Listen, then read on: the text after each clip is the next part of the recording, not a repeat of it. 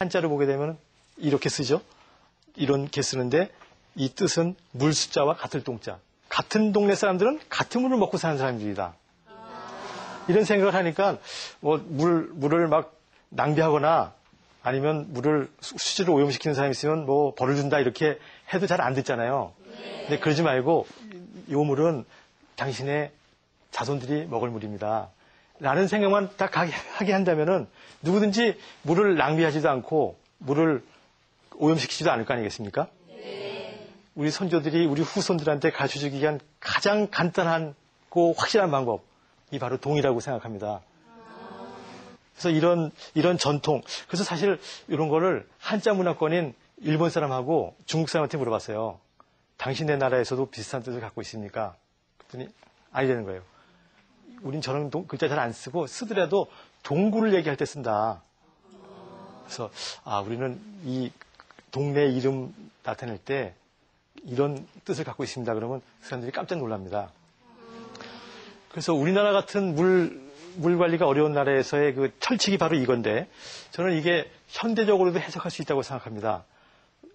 옛날에 논이었던 지역을 덮어서 도로를 만든다든지 아니면은 주택단지를 만든다고 할 때 제일 먼저 생각해야 될 게 무엇이냐 했을 때 선조들이 뭘 하든지 간에 개발 전과 후에 물 상태를 똑같이 해라 라는 것을 가르쳐줬거든요.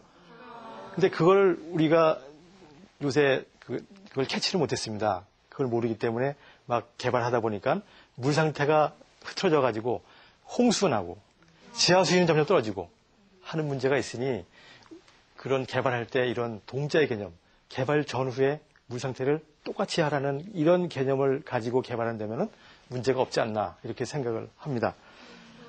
이제 빗물을 볼록형으로 만들지 말고 오목형으로 만들려고 그러지 않았습니까?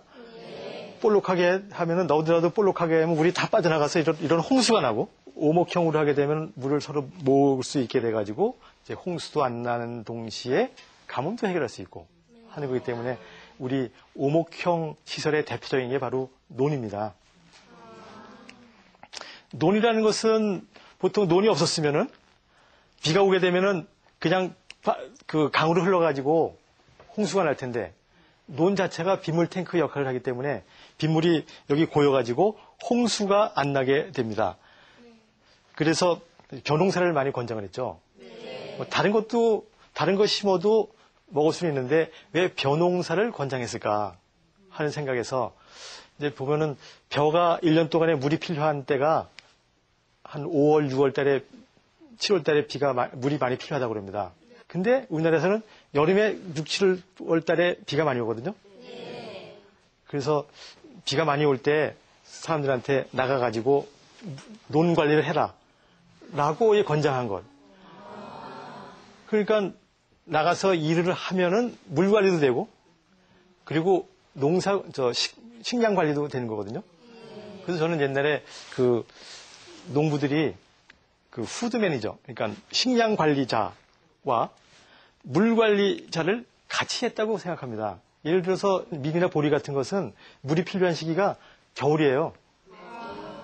근데 만약에 밀이나 보리를 갖다 심으라고 했으면은 여름에 그냥 홍수가 나서 다 떨어져 나가고 또 없을 때 농사를 짓게 되니까는 그건 안 맞는다. 그래서 그 몬순 지역의 대부분의 특성이 그렇죠. 몬순 지역에는 여름에 비가 많이 오는데 여름에 물을 많이 필요로 하는 농산물을 짓도록 한 것이고 그리고 이 농부들이 요새 얘기하는 멀티플레이어지 않습니까? 식량 관리만 하는 것이 아니라 물 관리도 했던 멀티플레이어니까 정부 측에서는 농사 짓는 사람을 제일 훌륭한 사람이다. 농자 천하지대본이라고 장려를 한 것이 아닌가. 이것이 바로 우리나라가 제일 열악한 기후에서도 살아남았던 그런 비결이 아닌가 생각합니다. 그 결과 우리 아름다운 금수강산, 봄, 여름, 가을, 겨울 아주 아름다운 금수강산을 만들 수 있던 비결이 바로 다목적 분산형 빗물 관리인 논을 만들고 논을 권장을 하고 곳곳에 조그만 저수지를 파고 이런 것을 했기 때문에 그렇다고 생각을 합니다. 그렇다면 그런 기술들을 다시 되살려가지고 우리 현대적으로 할 수 있지 않겠느냐. 뭐 도로나 택지를 만들지 말라는 소리 아닙니다. 논을 덮어서 그걸 했을 때 물 관리를 잘 할 수 있게 그런 빗물 저장 탱크를 만들자. 그러니까 물 상태가 똑같이 하게. 그리고 지하수에 물이 안 들어가게 되면 지하수가 차단이 되면 거기에 침투 시설을 둬가지고 빗물을 집어넣자. 왜 해야 되느냐? 선조들이 그렇게 하라고 그랬기 때문에. 얼마큼 해야 되느냐? 안 들어간 만큼 그만큼 계산해서 그만큼 집어넣으면 됩니다. 이런 식의 개념만 도입을 한다면 되고요. 이제 개인적으로 할 수 있는 쉽게 할 수 있는 방법들은 여기 보시는 바와 같이 빗물 연못을 만듭시다. 이제 오목형의 대표적인 걸로 큰 거 말고 조그만 연못을 파는 거예요. 그런 전통이 아직까지 남아있는 게 있습니다. 뭐 논에 가면 둔봉이라는 거 있죠. 논 옆에 이렇게 구멍을 파가지고 연못을 만들었는데 물론 그쪽에서는 농사를 지을 수 없기 때문에 그만큼 식량이 안 나오지만 그럼에도 불구하고 그것을 만든 이유는 우리나라 물관리가 어렵기 때문에 그런 조그만 분산형 다목적 저류시설을 만들었던 거거든요. 그리고 빗물 저금통도 홈톡에서 나오는 빗물을 그대로 버리지 말고 모아뒀다가 쓰기도 하고 또 땅속에 집어넣기도 하는 이런 시스템을 만들면은 좋다는 게 이제 여러분도 따라 할 수 있는 것이고요. 자, 서울시에서는 2004년도에 조례를 만들었어요. 빗물 조례를 만들었어요. 그래서 새로 짓는 일정 규모 이상의 건물들은 꼭 빗물 탱크를 만드십시오. 의무적으로. 그리고 나서 우리 IT가 발달했으니까는 그 새로 짓는 건물들의 그 탱크에 있는 수위를 모니터링을 해서 인터넷으로 다 관리를 하십시오. 그러니까 우리 통장에 여러 가지 통장이 있으면 통장에 잔고 다 관리할 수 있지 않습니까? 네. 다 갖고 있어가지고 다 알면은 이제 그 행동하기가 쉽죠. 돈이 모자랄 때는 뭐 다른 방법 쓰고 뭐 이렇게 할 수 있는데 여기서도 서울시의 빗물 관리 개념도는 이제 새로 짓는 건물들은 빗물 탱크를 만드십시오.